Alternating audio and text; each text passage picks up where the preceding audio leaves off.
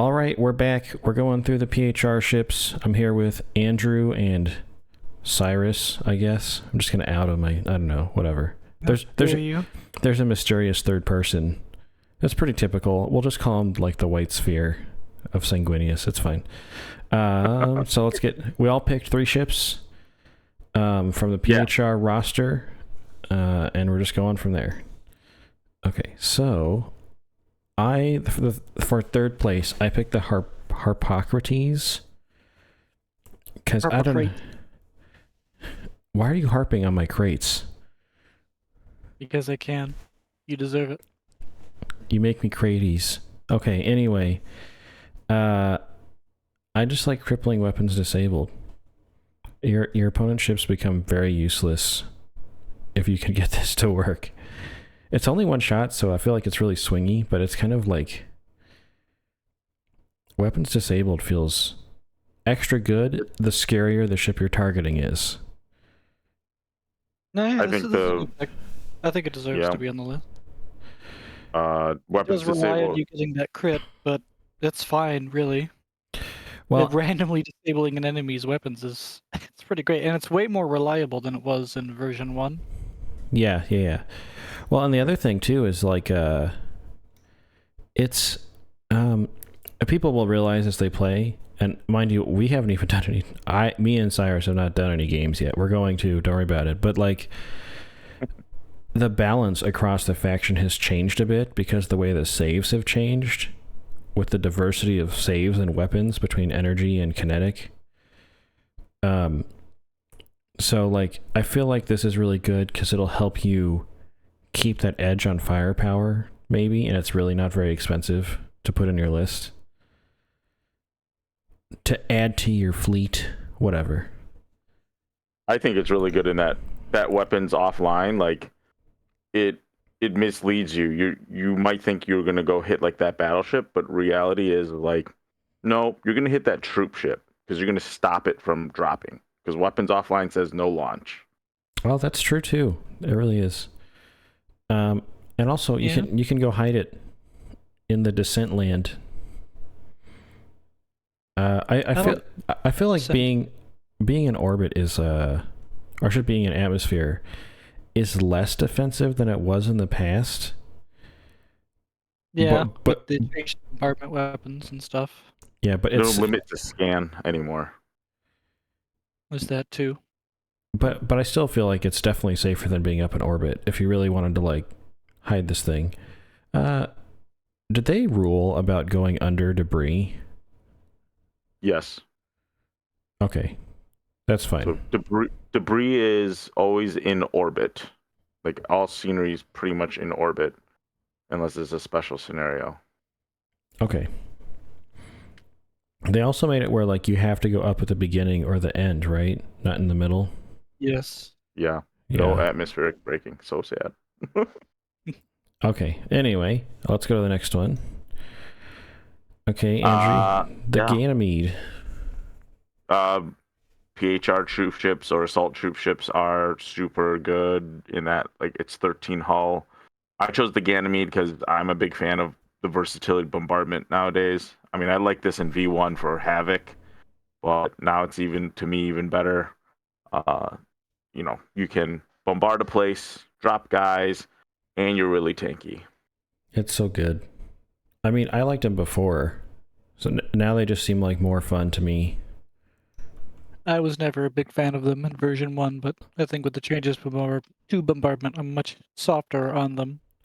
Well, now you can made it actually better. You can poke. Well now. You can like poke strike carriers now with your bombardment. Yeah, it's still only 5-up lock. We only ever had 3+ lock for our bombardment weapons. We're not UCM. Yeah, but it's 6 attacks. I mean, how many do you need to get through? All of them. There's no more crippling. Okay, that's fair. No, that's true though. That's valid. The only thing that holds it back is the 5+ lock. But even with that, it's still a stellar ship. For all the reasons you've outlined, it will still do a really good job for actually bombarding, and it's still a threat to maybe not seriously a threat, but it's still a threat to strike carriers. They can't just ignore it. You'll eventually get it if you keep shooting. Yeah. And how does more reliable mission for 6s, I guess, with an Orpheus. And what is Caliber M now? It's not a nothing burger, is it? It does exactly what Caliber has always done. Okay. You'll notice the medium calibers are 4+ still, but that means they're going to 3 up. And then Volley 2, what does that do? Strafe. From Okay. Fires again. Just entirely again. Really so like 3 shots and 3 shots, or 3 attack and 3 attack to be specific. It's broadside, so it's got to split on both. It's got to fire 1 out of the left and 1 out of the right. But that's actually surprisingly really easy to do with the wider broadside arcs now.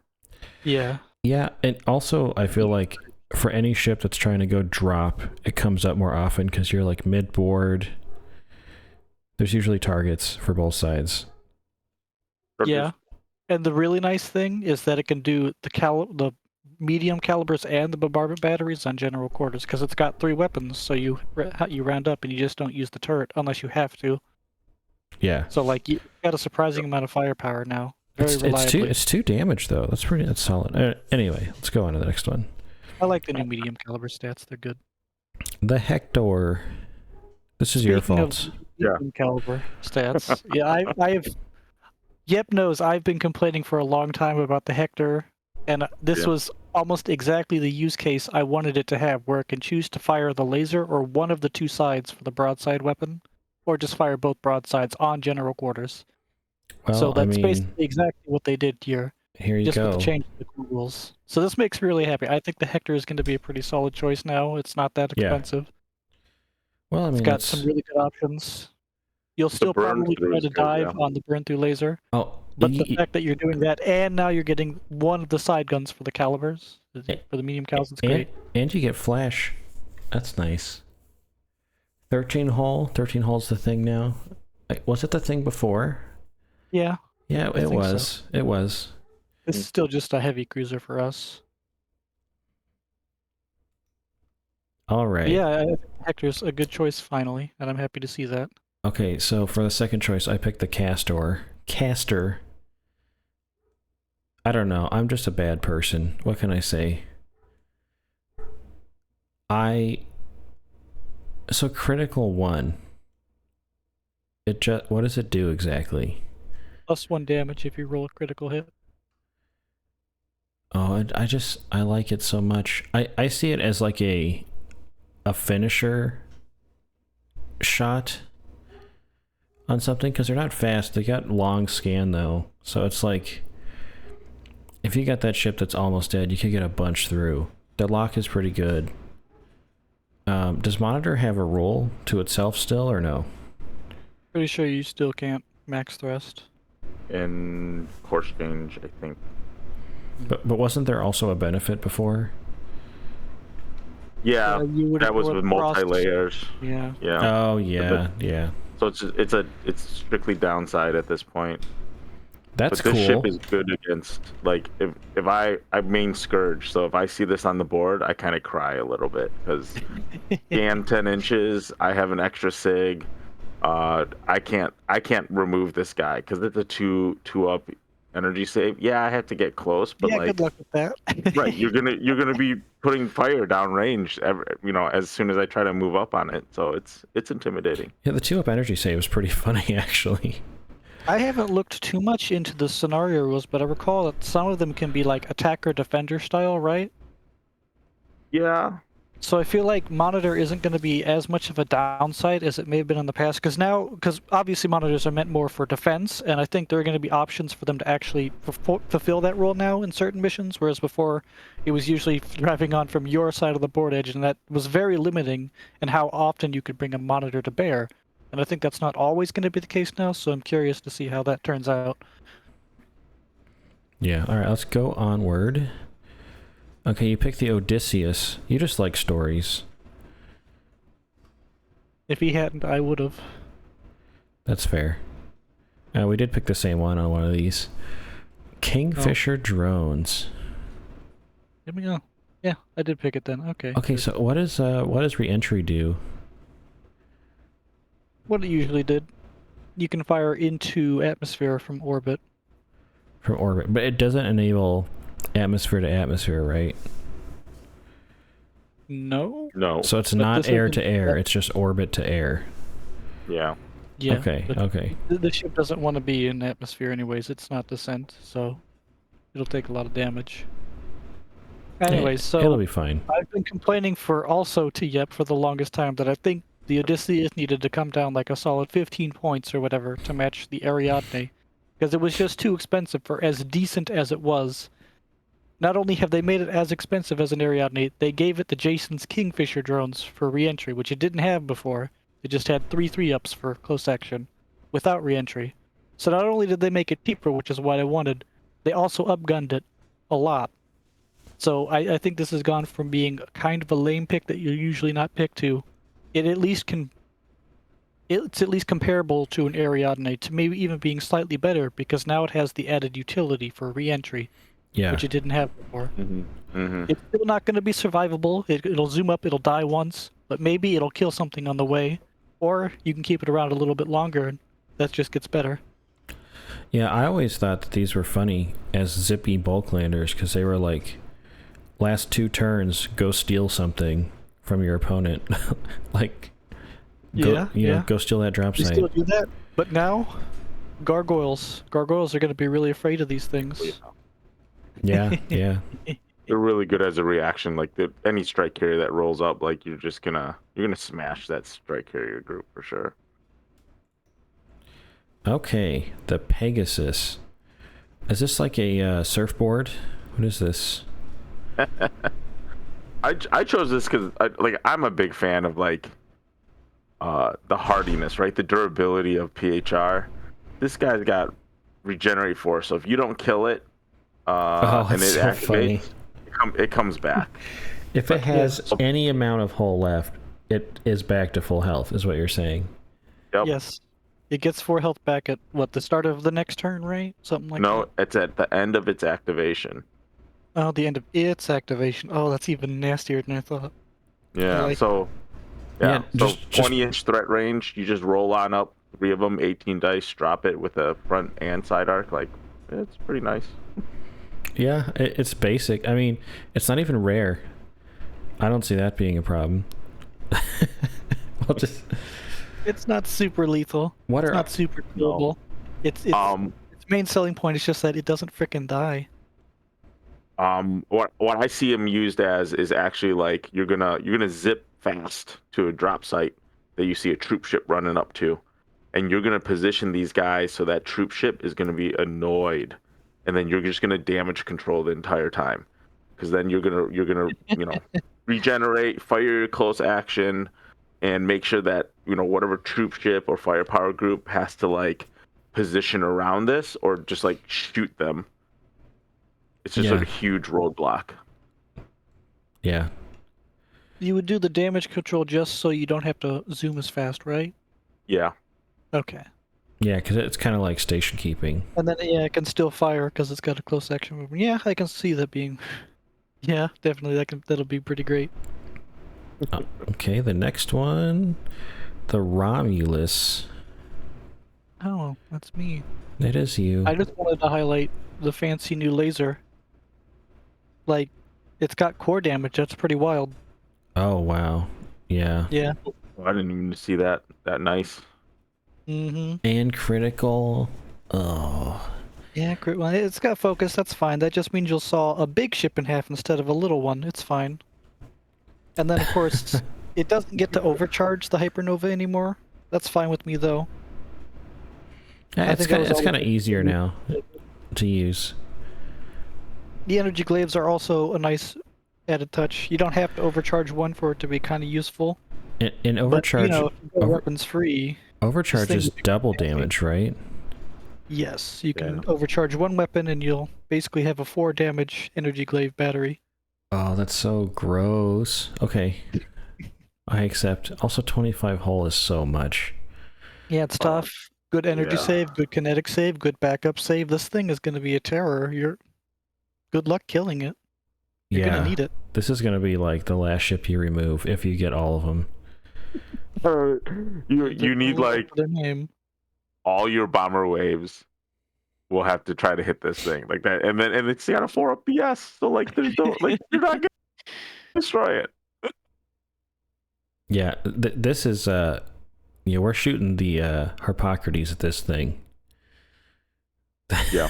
Yeah, that'd be a good option. That'd be like my only hope. I'm like, we're not gonna kill it, but we can like troll it at least. Okay. I like the Sysyphus. Sysyphus. Yeah. I don't know. I like Penetrator. I like it when they mix light and heavy, because you get all these silly options. Also, it has a torpedo. Wait, this has heavy calibers? Yes. Yeah, it was the fact. Did it have heavy caliber in the first edition? No, I don't think so. This is a new ship entirely. The Sysyphus is the experimental cruiser. Look at the picture even. It's got bombardment guns. You sure? Yeah. It's a heavy caliber and a light caliber. That's why I picked it. I was like, damn. I mean, they did change the name, right? A little bit. Instead of the I, they put a Y. Maybe that was a little Traffic James nod to we're gonna change it up and not change the picture. No, it does have bombardment. I just pulled up the current one. Yeah. That stat sheet. It does have bombardment. This is supposed to be bombardment, not heavy calibers. The picture's accurate. The stats shown here are wrong. Oh, okay. Are the stats wrong? Yeah, the stats are wrong. It doesn't have heavy cals. It's got bombardment, but it still has light caliber and a torpedo. Okay, so what's the attack, lock, and damage of the bombardment? Like what, 3, 5 up lock? 6 shots, 5 up lock, 1 damage, bombardment. Okay, well I take it back. This stat sheet was interesting, but I guess it doesn't exist. It's fine. What you want is a Perseus with a torpedo, I believe. Is that what it is? Yeah, Perseus would have a heavy caliber and light caliber half broadside each. It just doesn't have the torpedo because it's a regular medium. All right, well, Disappointed Sky is disappointed. I'm 0 out of 10. Let's go. Okay. Andrew, I wouldn't be surprised if that chips. I chose this guy, escort, right? And then so I can see a group of 4 escorting a Bellerophon. So that way, like you're not going to be able to hit that Bellerophon at all, and it's going to contribute to its launch. So you're gonna, a group of 4 of these with whatever carrier that you've got. Like, or I'm trying to think, what's the battle cruiser carrier? Is it the Priam that has launch? Yeah, I usually run a Priam with 4 Andromedas. Right. So yeah, you're gonna get a wing of 8 right away, and that's pretty good. Escort on a 4 group too. Like you can string that out. That's about what, 12 inches. So essentially, they can escort a huge 12-inch bubble. If I read that rule correctly, so they're just going to absorb a bunch of hits for your big guys, and for a launch list, contribute. It's going to be wild. Oh, that's the last one, isn't it? Okay, well. Yeah. Honestly, I'm not exactly sold on the Andromeda. I know all launch got expensive, and this is expensive too. It's like 70 points.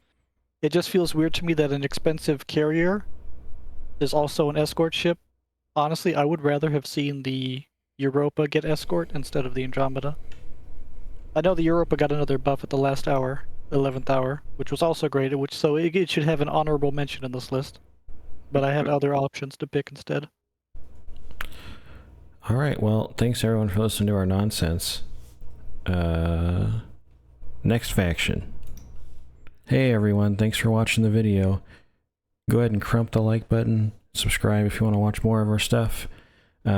We run a tiny little friendly local game store with an online store too, called Go for Games. Where you go for games. Anyway, support us and have fun. Thanks so much.